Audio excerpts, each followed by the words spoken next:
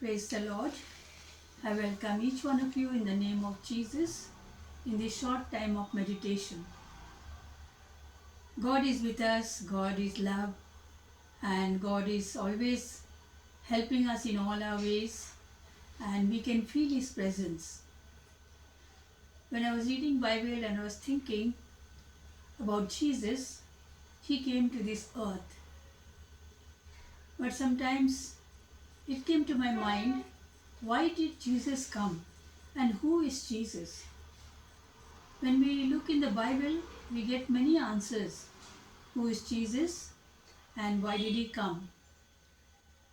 You know it. Even you know why Jesus came to this earth.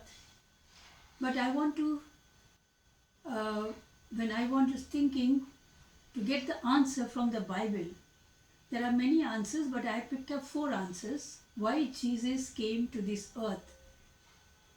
When we see Matthew chapter 5 verse 17, Jesus said, I have come to fulfill the law, not to destroy the law. Here he means the law is a Mosaic law, which Moses gave to Israelites. People thought when he's preaching, then he is going to destroy that. But he said, no, I have not come to destroy the law, but I have come to fulfill the law. Because there are many prophecies in Jeremiah and Isaiah. In many places it is written that Jesus is going to come. So he came to fulfill the law. Second point I got it, that Jesus, in Mark chapter 2 verse 17, Jesus came for the sinner to save. It's clearly written, I have not come for righteous people. I have come for sinners to repent. See how good the thought, like he came so that sinners will be saved. And again we see in Mark chapter 10 verse 45, it's written there that I have come to serve people, not to get served. You see the meaning of this, that is why he served people.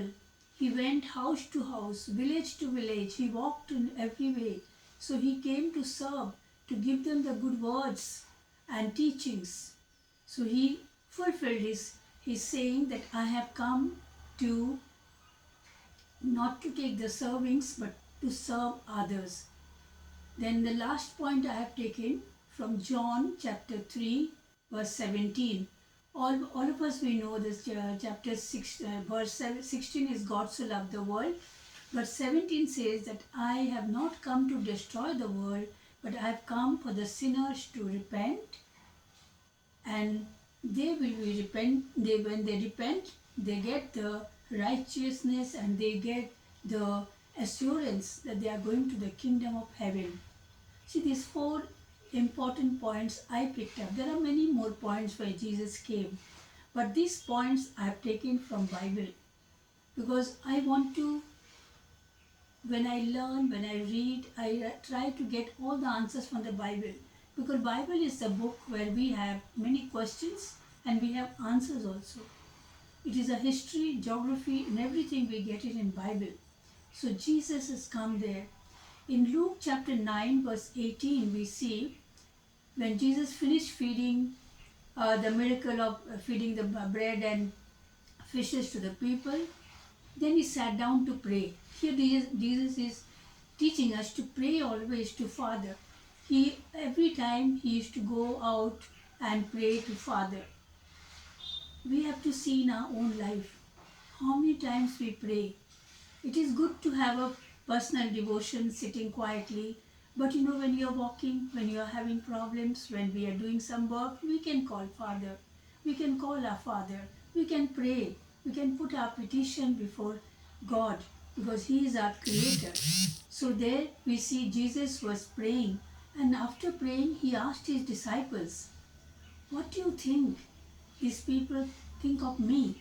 Who am I? He's asking his disciples about the people, what they are thinking of Jesus. Then they said, they think you are Elijah, maybe you are John the Baptist, or maybe you are one of the prophets. Then Jesus' second question says, What about you? What do you all think? Means that he's asking the disciple, what do you think? Who am I? Then Peter says, you are Christ the Lord. Wow, Jesus was very happy that people, his disciples, recognized him, that he has come from Father, from heaven, to give the good news. And then when Jesus realized that they know me, who am I, from where I have come, then he revealed all his plan up to his crucifixion. He said, when we read chapter 9, even in 10 continuously, we see he told his disciples how you will be rejected, how the Pharisees and Sadducees and the high priest, they will reject him, put him to problem, then they will tie him, they will crucify him, they will mock at him, they will stone him, they will slap him, they will put him to shame. All these things he revealed to his disciples, but he warned them, do not tell now till I get up after 3 days. He told them, and the disciples kept his word. They watched him, and then they did not tell anybody till he was resurrected. After this, we see in chapter 10, then Jesus finishes all his work. Then in chapter 17 we see 17 chapter 1 and 2 onward till verse 10 we read, Jesus looks up to heaven and he says, Father, I have finished my work for what you have sent me. And he said, the work you gave me I have completed. I have accomplished everything, the assignment you gave me. In verse 4, he specifically says, I have given your name. You know, God's name, Jesus talking about God, he said, I gave your name. There are many names we find in Old Testament that God is called as Jehovah Jireh. That means the God is our provider. Jehovah Rapha, God is our healer. Jehovah Shalom, God is our peace. And God, Jehovah Sama, God is present every time. So there are many more names. Wherever these Israelites went and they realized the presence of God and they gave the name of God. And that Jesus said, I have given them your name. Who are you? By what name you are present with human being. When we claim the Jehovah Jireh, when we claim Jehovah Rapha, Jehovah Shalom, and we claim by God's name, and the works are done. Because God said, cast all your burden on me because I careth for you. That is why we run to God. Whenever we are in problem, troubles, difficulties, sickness, separation, many problems we face daily, then we run to God. Then we read word of God because we feel peace. He is a peace, God of Shalom. The second point he says, I have glorified you. Jesus said to Father, I have glorified. This is my second work I have done. How he glorified? Every time Jesus gave glory to Father. Whenever he finished his miracles, he looked up and thanked God. When he rose, when the Lazarus rose again from the dead after so many days, he gave glory to God because he knew the God is with him, and God, whatever prayer he did it, and God always heard it. That is why he said, I have glorified God. I have given you glory. So you glorify me. He is telling that I have glorified you. I have performed the miracles. I have given the good things, teachings. I have glorified you. And third point in chapter 17 verse 8 says, I have given them the words. Words means the gospels.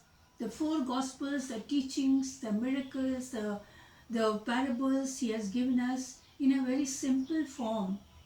Many miracles and many parables he has explained the meanings also, so the people like you and me can understand.